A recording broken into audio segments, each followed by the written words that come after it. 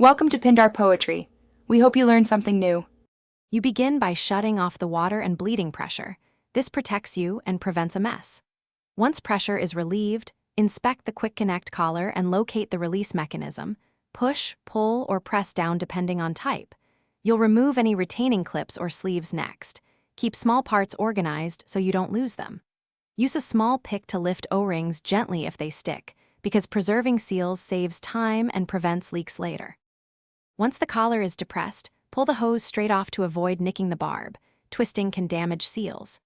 After removal, clean both the hose end and the quick connect body with a lint-free cloth so debris won't compromise the seal.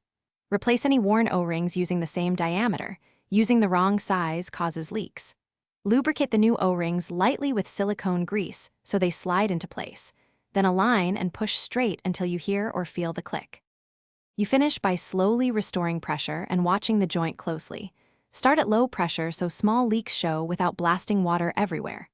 If you see a drip, depress and reseat the fitting to ensure full engagement, because incomplete seating is the most common cause.